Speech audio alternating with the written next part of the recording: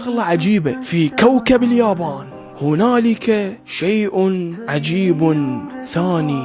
انتو تعرفون انه كل فترة ينزل موديل جديد من الملابس ويصير ترند او طريقة تسريحة مال شعر جديدة. يعني مثلا قبل بالتسعينات البنات كانن يحفن حواجبهن بشكل رفيع، هسه صارن البنات الموديل مالتهن مال حاجب انه تكون ثخينة. فباليابان عندهم شغلة كلش غريبة. تدري باليابان عندهم البنية اذا اسنانها مخربطة او عوجة يعتبروها بنية صاكة تشك شق.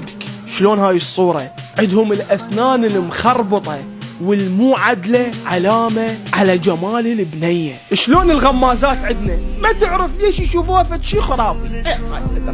غمازات منين هاي البنية عند الغمازات؟ ها حتى قاموا يسوون عمليات تجميل حتى يسوون غمازات. هواية اكو بنات بالعراق يسوون عمليات حتى بس يحطون غمازات. باليابان عندهم عيادة خاصة يسوون بيها عمليات للأسنان يخلوهن بهذا الشكل. واحنا بالعراق عندنا كومة ناس تسوي تقويم الأسنان، هذا كانت عوجة. كم واحد متابعني مسوي تقويم الأسنان؟